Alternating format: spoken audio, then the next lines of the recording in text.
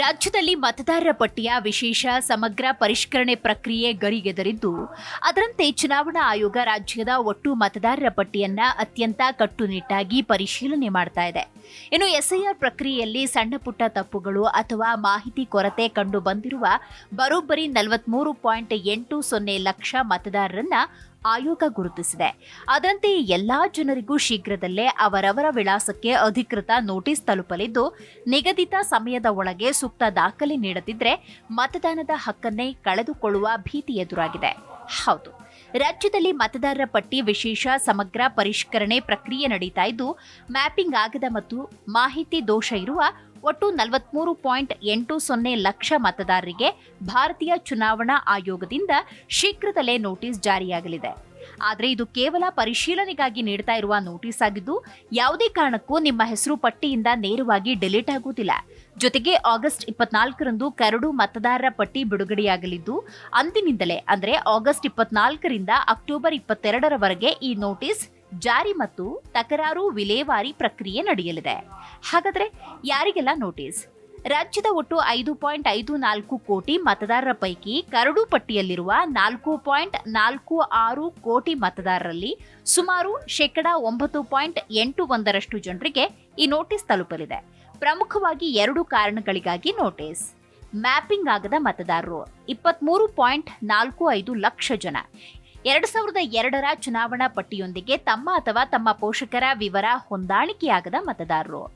ಮಾಹಿತಿ ದೋಷವಿರುವ ಮತದಾರರು 20.35 ಲಕ್ಷ ಜನ ಹೆಸರು, ವಯಸ್ಸು, ತಂದೆಯ ಹೆಸರಿನಲ್ಲಿ ಕಾಗುಣಿತ ದೋಷ ಹಾಗೂ ಇನ್ನಿತರ 9 ರೀತಿಯ ತಾಂತ್ರಿಕ ಸಮಸ್ಯೆಗಳಿರುವ ಮತದಾರರು. ಇನ್ನು ಪ್ರಮುಖ ವಿಚಾರ ಅಂದ್ರೆ ಬೆಂಗಳೂರಿನಲ್ಲೇ ಅತಿ ಹೆಚ್ಚು ನೋಟಿಸ್. ರಾಜ್ಯದಲ್ಲಿ ಅತಿ ಹೆಚ್ಚು ಅಂದ್ರೆ ಅರ್ಧಕ್ಕಿಂತ ಹೆಚ್ಚು ನೋಟಿಸ್ಗಳು ಬೆಂಗಳೂರು ನಗರ 1ರಲ್ಲೇ ಜಾರಿಯಾಗಲಿದೆ. ಜಿಬಿಎ ಉತ್ತರ, ದಕ್ಷಿಣ, ಮಧ್ಯ ವಲಯ ಹಾಗೂ ಬೆಂಗಳೂರು ನಗರ ಜಿಲ್ಲೆಯ ವ್ಯಾಪ್ತಿಯ ಮತದಾರರು ಇದರಲ್ಲಿ ಹೆಚ್ಚಿನ ಸಂಖ್ಯೆಯಲ್ಲಿದ್ದಾರೆ. ನೋಟಿಸ್ ಬಂದ ತಕ್ಷಣ ಏನು ಮಾಡಬೇಕು? ಬಿಎಲ್ಒ ಭೇಟಿ. ನಿಮ್ಮ ಬೂತ್ ಮಟ್ಟದ ಅಧಿಕಾರಿಗಳು ಖುದ್ದಾಗಿ ನಿಮ್ಮ ಮನೆಗೆ ಬಂದು ನೋಟಿಸ್ ಕೊಡ್ತಾರೆ.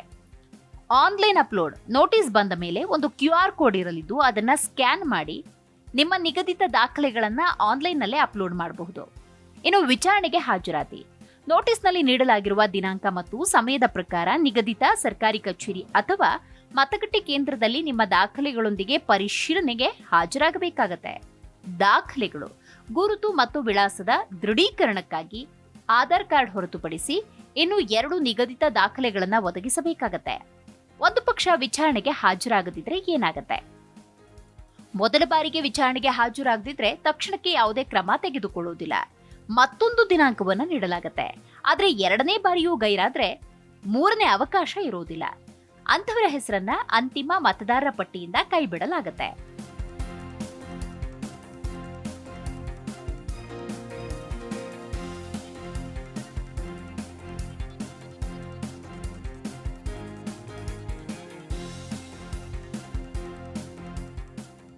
ಗ್ರಾಮ ಪಂಚಾಯಿತಿ ಕಚೇರಿ, ವಾರ್ಡ್ ಕಚೇರಿ ಅಥವಾ ಸಮೀಪದ ಮತಗಟ್ಟೆಯಲ್ಲೇ ಮತದಾರರಿಂದ ದಾಖಲೆ ಪಡೆಯುವಂತೆ ERO, AEROಗಳಿಗೆ ಸೂಚನೆ ಕೊಡಲಾಗಿದೆ. ನೋಟಿಸ್ನಲ್ಲಿ ನಿಗದಿಪಡಿಸಿರುವ ದಿನಾಂಕದಂದು ಹಾಜರಾಗಲು ಸಾಧ್ಯವಾಗದೇ ಇದ್ದಲ್ಲಿ ಒಮ್ಮೆ ಮಾತ್ರ ಕಾಲಾವಕಾಶ ಪಡೆಯಲು ಮತದಾರರಿಗೆ ಅವಕಾಶ ಇರುತ್ತೆ. ಈ ಅವಧಿಯಲ್ಲಿ ಮತದಾರರು ಹಾಜರಾಗದೇ ಇದ್ದಲ್ಲಿ ಮತದಾರರ ಪಟ್ಟಿಯಿಂದ ಹೆಸರನ್ನ ತೆಗೆದು ಹಾಕಲಾಗುತ್ತೆ. ಒಬ್ಬ ಚುನಾವಣಾ ನೋಂದಣಾಧಿಕಾರಿ ಒಂದು ದಿನಕ್ಕೆ ಕೆಲಸದ 8 ಗಂಟೆಯ ಅವಧಿಯಲ್ಲಿ 150 ನೋಟಿಸ್ಗಳನ್ನ ವಿಚಾರಣೆ ಮಾಡಬೇಕು. ಪ್ರತಿ ನೋಟಿಸ್ಗೆ ಅಂದಾಜು 2 ನಿಮಿಷ ವಿನಿಯೋಗಿಸಬೇಕಿದೆ. ಇನ್ನು ಮತದಾರರು ಸಲ್ಲಿಸಿರುವ ದಾಖಲೆಗಳನ್ನ ERO ಅಥವಾ AERO ಜಿಲ್ಲಾ ಚುನಾವಣಾ ಅಧಿಕಾರಿಗೆ ಕಳುಹಿಸುತ್ತಾರೆ. DO ದಾಖಲೆಗಳನ್ನ ಪರಿಶೀಲಿಸಿದ ಬಳಿಕ ERO ಮುಂದಿನ ನಿರ್ಧಾರ ತೆಗೆದುಕೊಳ್ತಾರೆ.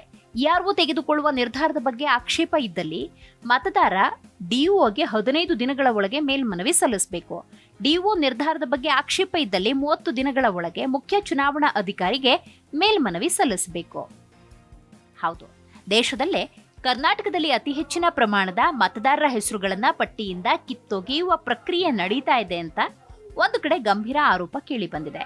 ಸುಮಾರು 1.9 ಕೋಟಿ ಮತದಾರರು ASDDO ಪಟ್ಟಿಯಲ್ಲಿದ್ದು, ಬೆಂಗಳೂರಿನಲ್ಲಿ ಮತದಾರ ಪಟ್ಟಿಯಿಂದ ಹೆಚ್ಚಿನ ಪ್ರಮಾಣದ ಹೆಸರುಗಳು ಕಣ್ಮರೆಯಾಗುವ ಸಾಧ್ಯತೆ ಇದೆ. ರಾಜ್ಯದ ಸುಮಾರು 3,000 ಬೂತ್ಗಳಲ್ಲಿ ಡಿಲೀಷನ್ ಪ್ರಮಾಣ 60%ಕ್ಕಿಂತ ಹೆಚ್ಚಾಗಿದೆ ಅನ್ನುವಂತ ಮಾಹಿತಿ ಕೂಡ ಲಭ್ಯವಾಗಿದೆ. ಒಟ್ಟಾರೆ ಚುನಾವಣಾ ಆಯೋಗ 43 ಲಕ್ಷ ಮತದಾರರಿಗೆ ನೋಟಿಸ್ ಅನ್ನ ಕೊಡಲಿದೆ. ಮಾತ್ರವಲ್ಲ, ನೋಟಿಸ್ ಬಂದ ತಕ್ಷಣ ನಿಗದಿತ ಕ್ರಮಗಳನ್ನ ಮತದಾರರು ಅನುಸರಿಸಿದ್ರೆ ನಿಮ್ಮ ಚುನಾವಣಾ ಹಕ್ಕು ಉಳಿದುಕೊಳ್ಳಲಿದೆ.